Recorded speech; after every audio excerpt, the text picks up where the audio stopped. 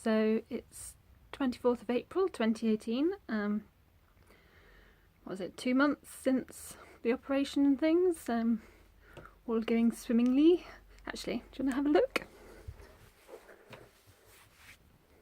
Try and do this without showing too much. There we go. Nice clean little scar there. So yesterday I had the intro to chemo tour, shall we say. It's you get invited to an hour appointment with the chemotherapy nurse just to talk through how chemotherapy works, any questions you have about it, and then go on a little tour. I took Steve and Mum with me, and yeah, there's nothing new particularly there, other than the nurse bringing up the fertility question again. Well, I say again, I don't actually feel like anyone's really properly asked me the question to date. I mean, they've mentioned it and said it's something I should think about. No one's actually said, so, do you want to preserve your fertility? Yes or no? And I've never given the answer, so I'd kind of assumed that I wasn't going to worry about it and just take my chances, and what will be will be.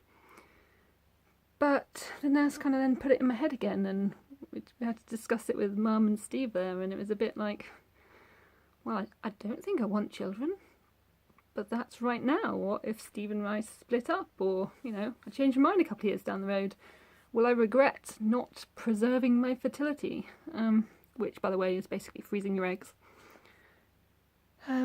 So it kind of put a cat amongst the pigeons again, because once you're told you can't have something, obviously instinct is to kind of want it. But I don't know, I think today I'm back on track. I've thought it all through.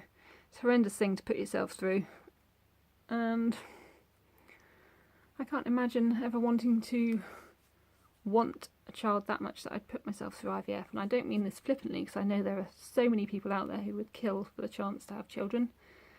But, you know, it's just not that important to me. There's quite a lot of people in the world, and I think I'd be happy to foster or adopt if that situation arose.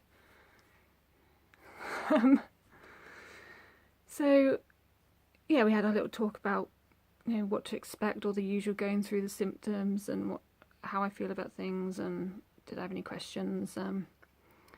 As per usual, I didn't really have any questions, but then we went down to what's called the Headland unit at Trelisk to see where all the fun happens. And that's when I guess it all got a bit real for us, because we literally walked into the room where everyone was hooked up to the drips. And the nurse was trying to tell me some cheerful story about how there's this bell you ring when you finish your treatment, and it's really nice to hear other people ringing the bell because they're at the end of their journey, and hooray, and you'll be there one day.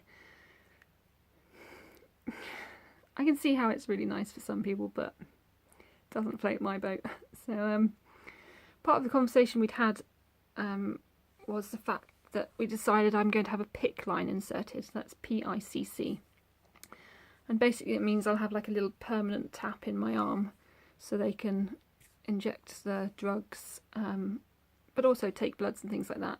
And that's because since I had the surgery on this side, I can't have any needles or anything in this arm anymore.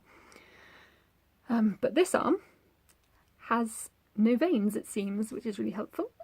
So although the nurse said they're really good at finding veins, might get a bit stabby, and that's not what you want when you're going through chemo. That's quite enough, thanks. So rather than risk them all collapsing a few weeks in, we've decided to put the permanent line in, which is like a basic cannula thing, but the tube's really long and it goes right round and into near your heart, which is a bit weird when you start to think about it too much. But so we were on the ward, and the nurse said, "Oh, would you like to see a PICC line? I'm sure someone here will have one." So yeah, sure, of course.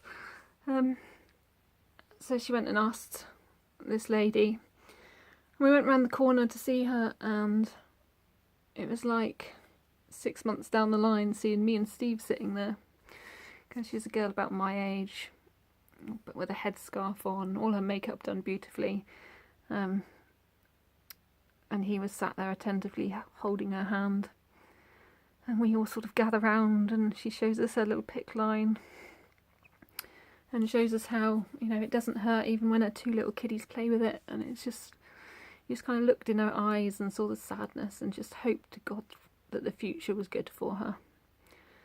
So that was a little sad moment, but also, you know, she's getting the treatment she needs, and I hope everything works out for her, as I'm sure it will for me. So enough of the sad thoughtfulness, let's move on to the next stage, which is getting an appointment for chemo, because they had a little annoying hiccup where they'd put through the booking request. The booking request was sitting there waiting to be booked, but no one had actually picked it up and booked me in. So instead of going into chemo next week as I was expecting, they said it might be 2 to 3 weeks, which, you know, fine, but at the same time I'd built myself up, you know, you sort of prepared mentally or whatever, and I've got everything handed over at work, and now I'm like, well, what do I do at work?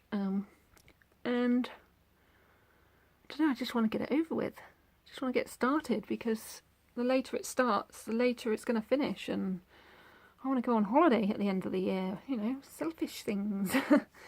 So fingers crossed an appointment will come through and it won't be too late, and I can get this all started and over with.